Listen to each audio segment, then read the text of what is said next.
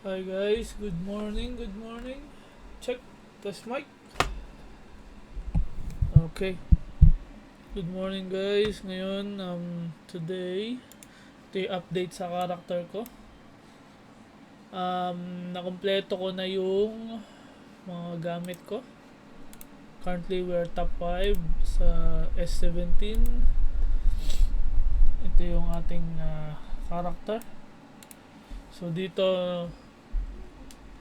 nag-craft ako ng legendary Phoenix Robe with all depth para makuna tayo sa mobs. Kasi dito sa map na to, currently, kung saan ako naka-AFK, masasakit dito kaya kailangan natin ng um, pure depth. Tas nakuha ko tong Imperial tsaka isang Skyring sa chest, which is good. Di ko na kailangan mamili, tas itong isa binili ko na lang sa kaibigan ko. Tapos combat ring, yan, kailangan natin yan para sa damage sa mobs. Evolution, level 2 yan, Phoenix Bracer, yan. Level 5 lahat para makuna tayo. Yan. Siguro ang next ko dito, baka sa level 70 na ako mag-iba ng gears or maybe access. Depende sa situation.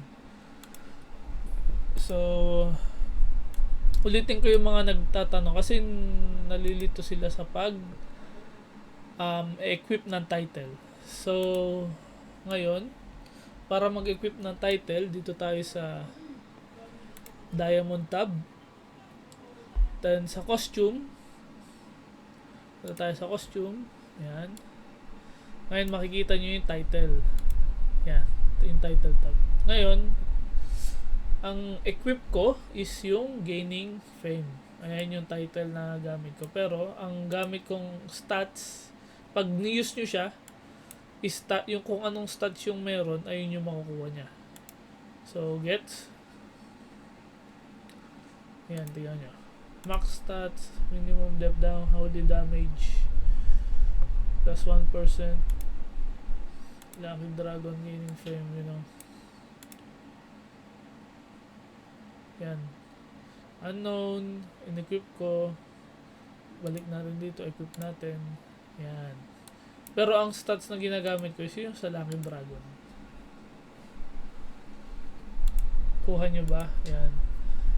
So, yun lang. Kung ano yung gusto nyo lumabas sa character nyo, equip nyo. Pero kung anong stats ang gusto nyo, use naman ang gagamitin natin. Yan. Same way mag-work sa mga ibang costume. Ganun lang din. So, pag medyo marami-rami na costume, makakaipon kayo ng charm points, which is malaking tulong din. Ayan. So, kailangan ko pa ng 3 para mag-level up. Kailangan ko makakuha ng costume na may charm points na 3.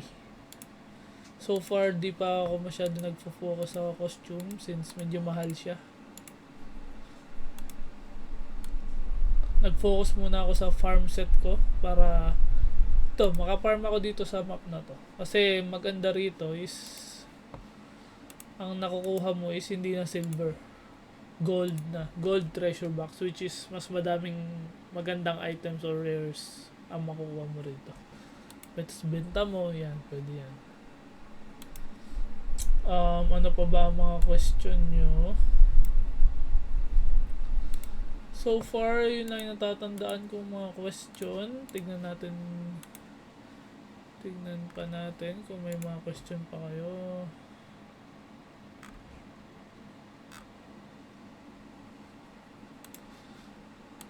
So far, ang tips ko pag nagpapa-level kayo is basta ahead sa inyo na level, pwede na yun. Pero monitor nyo din kung ilan yung XP na bigay.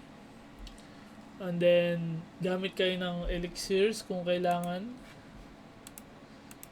Ito, yan. Gamit kayo nito kung kailangan. Madaming codes na pwedeng gamitin. Nasa group naman. So, di ko na ibibigay yung mga codes. Then,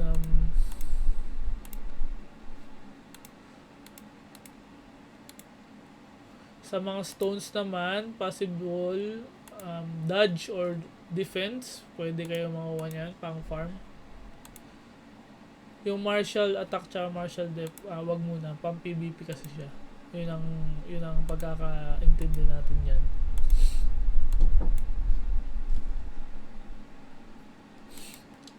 So, ano pa ba?